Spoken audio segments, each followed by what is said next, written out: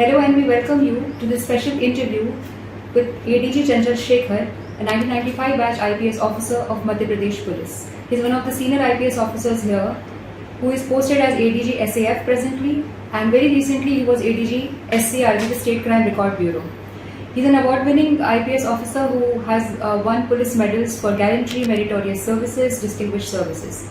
He is a recipient of Digital India Award for E-Vivechna app of Madhya Pradesh Police, which is very much appreciated for its use of technology in policing. Today we are going to talk to ADG Chanchal Shekhar on the use of technology in Madhya Pradesh Police. Madhya Pradesh Police has been at the forefront of using technology in policing, which some of us would be aware of, and they have been winning awards for many of the apps that they designed in the SCRB, the State Crime Record Bureau in Madhya Pradesh. So, like E-Vivechna, E-Rakshak, BAMS, the Bail Application Management System, and many more such applications and services which are helping police as well as citizens. So we're going to start with you talking on the use of technology, that Madhya Pradesh Police has been an award-winning force in technology in policing. So tell us more about these projects. Thank you, Ujjwala, for making efforts to come all the way from Delhi and talk to me on a subject of my choice.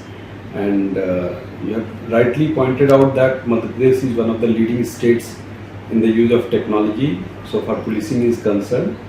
We have started this journey from 2021. Prior to this, the use of CCTNS was limited to the four walls of the police stations, and hardly the force personnel used it. The mere use of CCTNS was to register FIR digitally, and they were stored digitally, and consequently we have around 40 lakhs FIR depository in the CCTNS core application. Yes.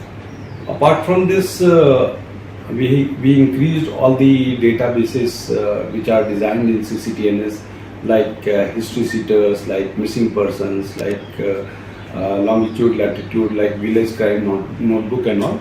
And as a result, now we have a lot of a big data bank on which we can have some data related services for the use of common policemen on the ground. Yes, rightly put so. So some of the projects have been very popular, and they have been appreciated by the Ministry of Home Affairs, as well as DPRND has accepted some of the models. They have adapted some of the models, in training and many more purposes. So recently the Madhya Pradesh Police won the FICCI Smart Policing Award also on E-Rakshak app. E-Rakshak. तो sir इसके बारे में थोड़ा बताइए, E-Rakshak app क्या है और इसका यूज क्या है?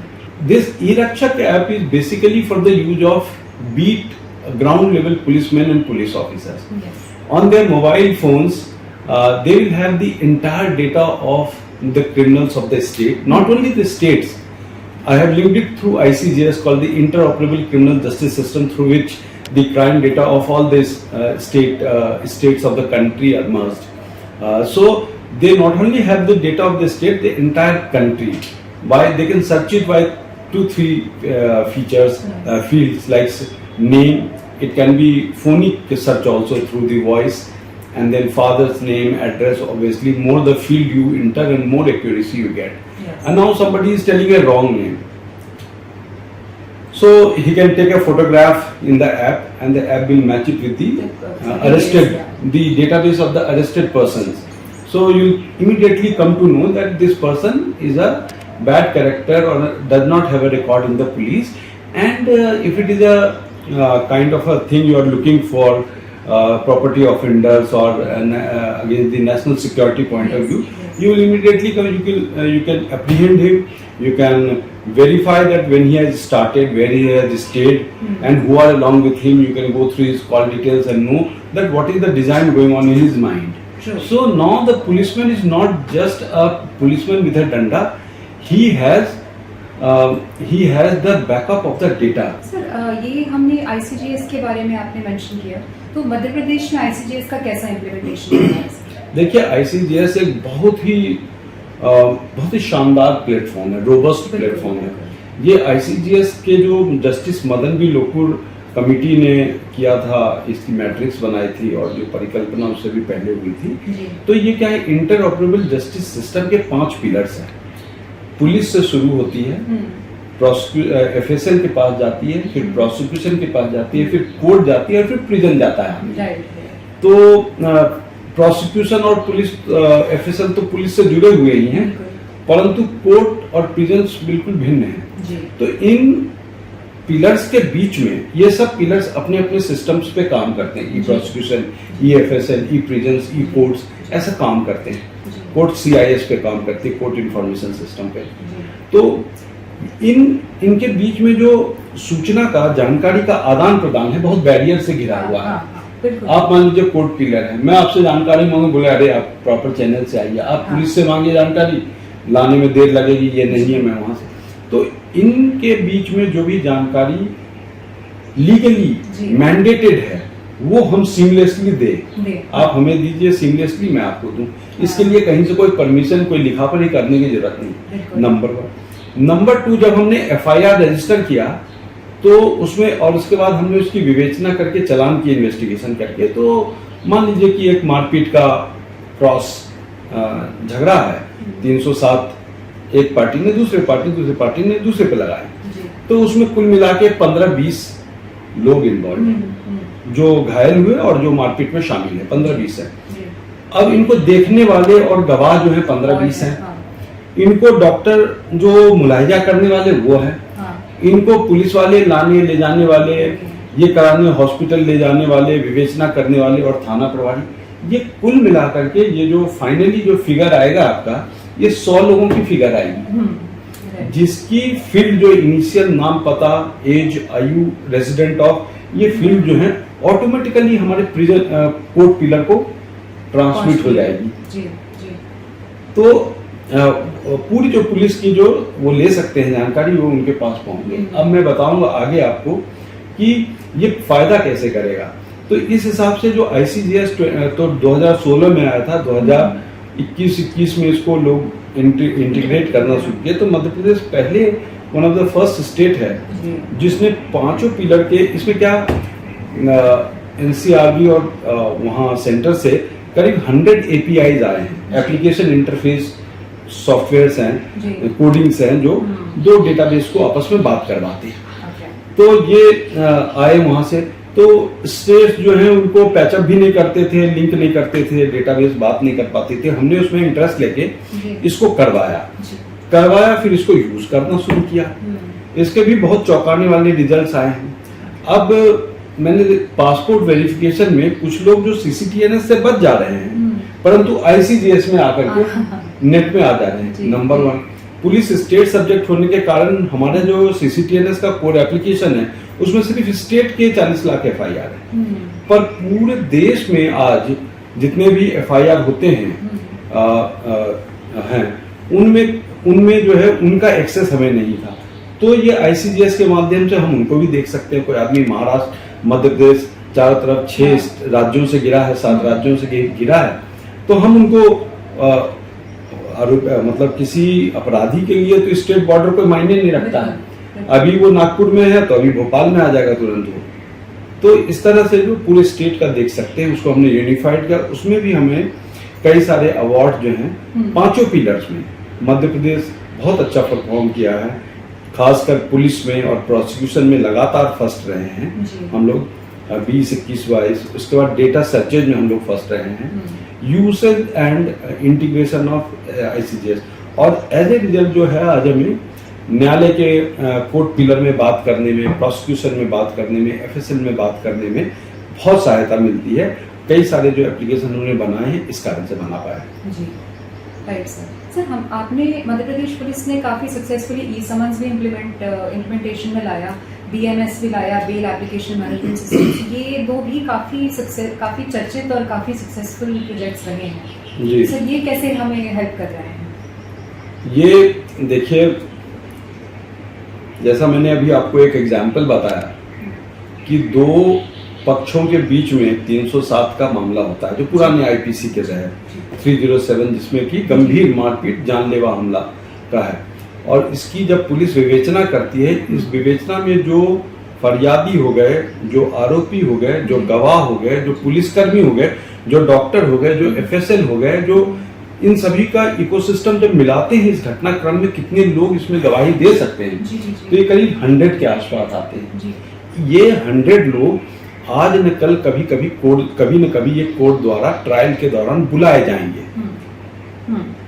जब ये बुलाए जाएंगे तो भाई ये जो आज विलंब है, अत्यधिक विलंब है, जिसको तारीख पे तारीख बोलते हैं न्याय प्रणाली में, जो विलंब है वो विलंब खासकर इसलिए है कि जब जो व्यक्ति को बुलाया जा रहा है कोर्ट में उस दिनांक को वहां पे उपलब्ध नहीं हो पाते। न सिर्फ व्यक्ति बल्कि पुलिस वाले भी जो विवेचना किए हैं, जो इसमें गवाह हैं, वो भी उपलब्ध नहीं हो पाते।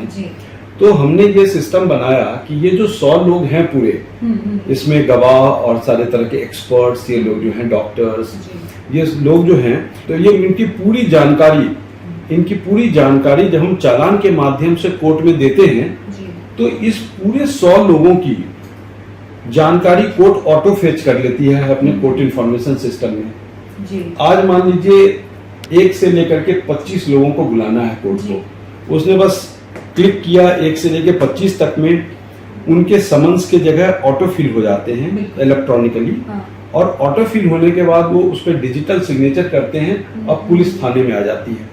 अब सोचिए, इसको कल्पना तो कीजिए कि पहले सबको हाथ से भरते थे, निकालते थे, किसी में कोई त्रुटि की, आज वो समन्स, आज हम 9 तारीख में 8 तारीख में बैठे हैं, 7 तारीख को न्यायालय से जारी हो रहा है, 8 तारीख को कैसे पुलिस वाले लेकर के 20-25 किलोमीटर उसके घर जाएंगे और देंगे, कैसे हो पाएगा संभव। एज ए रिजल्ट क्या है कि समन्स की अधिकांश, काफी मात्रा में समन्स जो है अनसर्व्ड चले जाते थे, इसको अदम तामील बोलते हैं, जो अनसर्व्ड चले जाते हैं। एज ए रिजल्ट वो आ नहीं पाते थे, उनको अलग डेट देना पड़ता। अब क्या है कि जिस दिन जज साहब ने डिसाइड किया कि हमको ये व्यक्ति चाहिए, तो उस दिन उनका समन्स विदाउट डिले जो है, without any manual delay, the summons will land digitally formed in the police station CCTNS basket of the SHO. Now the SHO can take 1 day, he can take 2 days to look into this. Then when he looks into, he assigned this summons to a particular IO or a person, or an officer की जाके आप तामील करो।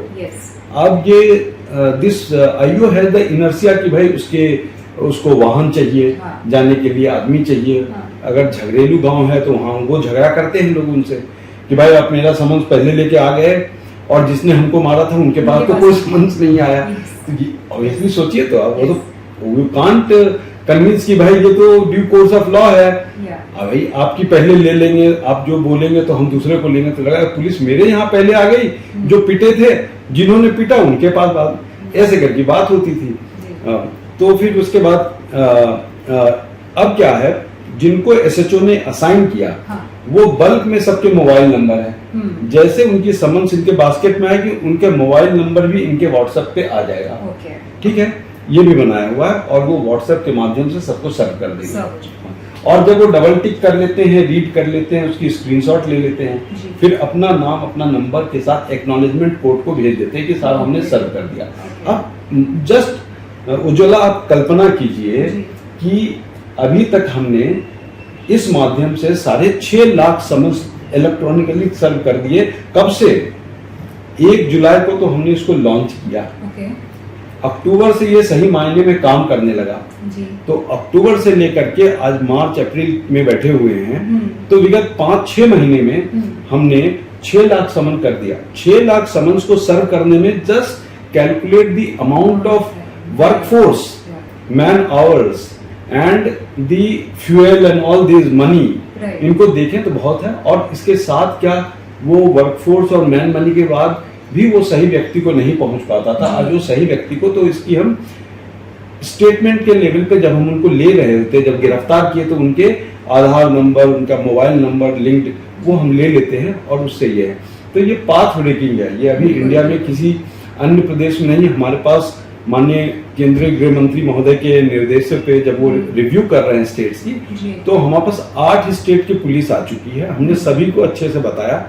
इसके लिए एक notification भी राज्य सरकार को जारी करनी होती है, जो हमने इसको लॉन्च करने के पहले 13 अगस्त को शासन से जारी करवा दिया था, जी। जिससे इसको एक लीगल वैधता मिल जाती है जी। कि जिसके आज तक आप आदमी जाके समन्स कर रहा था, अब मोबाइल से कर रहे हैं, तो you have to make some kind of a legal backing उसको देना पड़ेगा। तो नए बीएनएसएस में सेक्शन 63-64 में समन्स वारंट की बात की गई है, उसमें ये प्रावधान है, उसमें हमने किया है। तो ये इस समन्स है।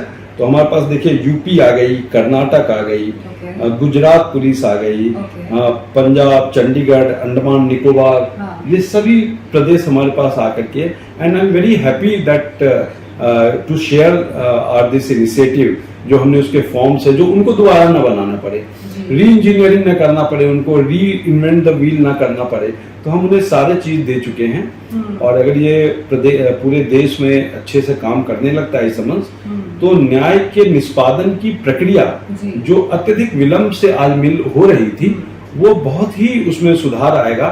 और जो नए लॉ की परिकल्पना है कि 2 वर्ष में हम ऐसे सभी मामलों का न्यायालय से निराकरण कर दें, उसमें हमें निश्चित रूप से सफलता मिलेगी। बिल्कुल राइटली सेड सर। ये सच में बहुत ही पाथ ब्रेकिंग है, और ये दूसरे स्टेट्स में अगर इसका इम्प्लीमेंटेशन हो, taking inspiration from many police, so वो अपने आप में एक बहुत बड़ा सक्सेसफुल मॉडल रहेगा। सर, हम जब टेक्नोलॉजी की बात करते हैं तो फिंगरप्रिंट्स, एनालिटिक्स, ये बहुत ही इम्पॉर्टेंट हिस्सा रहता है। Data, technical data, it's a very essential component of policing.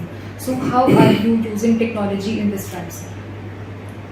It is good that you have touched this part of technology in police also. We generally don't talk much about it. Yeah. I'll tell you why. So good that you have touched, and since your channel is related to technology in police and tech force magazine and all that, so its user will be police ultimately. So I must elaborate it. So you see, fingerprint has been a part of policing, Yes. very integral part of policing since ages. Yes. Not times but ages. So why this fingerprint is unique? Even one print of a person is unique. Not his even twins share the same fingerprint. Yes. So in that case, police has been using fingerprint, but the amount of success and the amount of effort and amount of success which police used to get was very, very fractional, minimal, not even 1%. Okay. I myself, in my entire career of 25 years of policing, before advent of NAFIS, the National Automated Fingerprint Information System, did not use or did not get any success because of fingerprint matching. So now the NCRB, the Ministry of Home Affairs, came out with NAFIS, and it was installed in 83 workstations were installed in Madhya Pradesh in 2021. Okay. And later also almost they made it a pilot kind of thing, and we got onboarded to this NAFIS software very early, and took this advantage and adopted this technology, and as a result we have a huge success story of NAFIS. से जो मैं आज कह रहा था आपको कि विगत 50 साल की पुलिसिंग ले लें, 2022 के पहले 50 साल की पुलिसिंग ले लें, अगर वो उनके जो फिंगरप्रिंट से अपराध जो पकड़ में आए हैं मिलान से, वो उंगलियों पे गिने जा सकते हैं। और 2022 के बाद 2024 तक मध्य प्रदेश पुलिस ने सिर्फ अकेले 744 मामले फिंगरप्रिंट के मैचिंग से सॉल्व किए हैं। That is big. That is big because of various, and what kind of this thing, murders, blind murders, house breaking, series of house breaking and all that kind of stuff, and matching of missing persons, unknown dead bodies का identification, ये सारे हमने बहुत सारे किए हैं। और तो ये NAFIS में we are the forerunner states, and NCRB has recently invited me for a webinar of the entire country addressing the fingerprint experts of the all the states of the country. That is something, sir. तो sir ये जो हम technology काफ़ी की बातें कर रहे हैं in at various fronts, in various criminal cases, forensics and lot many things, Sir, what is the road ahead for Madhya Pradesh Police? Since they have already, they started with something when other states had not even started. Lot many things, Dial 100 project, ऐसे बहुत से हैं. So, what is the road ahead for them? What is in the pipeline? You see, you said we have done many types of initiatives and other states are not. We in Madhya Pradesh still think that we are at a very low level of digitization still. Oh, you still, I still so? think that we have a long way to Okay. go and we have done very little on this front. Ji. So the challenges, what are the challenges? Let me tell you what we are looking. First, you see the new criminal laws, especially the Bharatiya Nyaya Suraksha Sanhita BNSS, BNSS. which has replaced the earlier CRPC. The way police has to work, the Yeah. code for the Bible for the police. How do we do something in the field? Yeah. How do we complete our process? How do we complete our investigation and all that? So it has, and the BSA also, the Bharatiya Sakshya Adhiniyam, it has broadened the definition of primary and secondary documents so as to include all these gadgets, Right. phones, data, SIM, tower, hash value, storage, server, all that we know the ecosystem of IT. ये सारे चीज include कर दिए गए हैं. जी. न सिर्फ primary secondary data में किए हैं बल्कि इनकी एडमिसिबिलिटी भी कर दी है. Okay. जो पहले एडमिसिबल नहीं थे. जी. तो इन दोनों पाथ ब्रेकिंग फ्यूचरिस्टिक प्रोविजंस को अगर हम ध्यान दें तो हमारे पास पूरा एक यूनिवर्स है, मतलब ये करने के लिए इसमें. क्योंकि लॉ तो देखिए आपको सिर्फ एक गाइड पाथ बताएगा कि आप ये कर सकते हैं. जी. आपको उस पर ट्रैवल करना है और उसके तहत करना है. Right. तो मेरा पहला जो रोड अहेड में ये है, टारगेट है कि पुलिस के इन्वेस्टिगेशन को 100% डिजिटाइज कर दें. जी. पुलिस की विवेचना के सारे प्रपत्र, सारे दस्तावेज, सारे डॉक्यूमेंट, सारी लिखा पढ़ी, सारे scene of crime, photography, videography, longitude, latitude, heat map, ये सारे चीज हम डिजिटल कर दें. Okay. ना सिर्फ ये बल्कि हमें जो दूसरे पिलर से medical legal report, postmortem report, forensics के रिपोर्ट, एफएसएल के रिपोर्ट, डीएनए रिपोर्ट, ये सब डिजिटली हमारे पास प्राप्त हो. और हम कोर्ट में कोई फाइल, इस तरह की जो फाइल है ना, आप देख रहे हैं, ऐसे फाइल ना भेजें. हम कोर्ट में सीधे अपने पीडीएफ के रूप में जो है इसके चालान के डॉक्यूमेंट्स भेजें. कोर्ट उसे कंज्यूम करे, कोर्ट उस पर टाइम टू उसका रोड मैप बनाए कि कैसे विवेचना करना चाहते हैं, क्या करना चाहते हैं. उसमें कोई मटेरियल फैक्ट है, आप टाइम दीजिए, इतने तारीख को विवेचक मटेरियल फैक्ट लेके, जो सीजर में मान लीजिए कहीं पे वेपन है, रिवॉल्वर है, या किसी पे फिंगरप्रिंट मिला था हमें, वो ऑब्जेक्ट है, तो हम उतने तारीख को लेके आ जाएंगे. तो ये थोड़ा फ्यूचरिस्टिक, एक तो मेरा ये अल्टीमेट है, इसमें बहुत काम करने की आवश्यकता है. जी. और इसके साथ और भी ऑन द गो मान लीजिए, अब ये नया क्या बोलेंगे, 3 साल पुराना हो गया है. मार्च 2022 में criminal procedure identification act parliament से पास हुआ. Okay. 23 से हम लोग शुरू करना है, जिसके तहत कोई भी ऐसे अपराध जिसमें 7 साल की सजा या उससे अधिक हो, और प्लस प्रिवेंटिव एक्शंस भी ऑलमोस्ट सभी, इन सभी के अक्यूज्ड की हम fingerprint, iris, photo, side profile, footprint, अगर वो सेक्सुअल ऑफेंस से जुड़ा है तो बायोलॉजिकल सैंपल्स, Okay. ये सारे चीज लेकर के हम स्टोर कर सकते हैं. Okay. जो पूरे कंट्री का एक रिपोजिटरी बनेगा, और उसके बाद वो उससे हम मैच कर सकते हैं कल को. तो कल को मान लीजिए किसी सीन ऑफ क्राइम में कुछ बाल मिल गए हैं, कुछ खून के धब्बे मिल गए, और जो हमारा विक्टिम है उसके इससे खून नहीं निकला लेकिन खून के धब्बे हैं, तो मतलब है कि दूसरे पार्टी का है. तो हम उसको ये कर सकते हैं, मैच कर सकते हैं. Right. तो ये उसका ये रहेगा. Like a digital data bank. हाँ, obviously the all other countries, European country and वो वेस्टर्न में, उसमें सभी में इंटीग्रेटेड डेटा बैंक है. Yes. फिर उसके बाद हम बाकी जो डेटाबेसेस हैं विमेन एंड चाइल्ड डेवलपमेंट के, जी. उनको कर सकते हैं. आर्म्स लाइसेंस के डेटाबेस को इंटीग्रेट कर सकते हैं. जी. बहुत सारे डेटाबेस स्टेट के अंदर फॉरेस्ट का डेटाबेस है, जी। उसमें भी वो लोग करते हैं। उनके डेटाबेसेस को भी इंटीग्रेट करके हम लार्जर इसमें इसको बना सकते हैं। Right.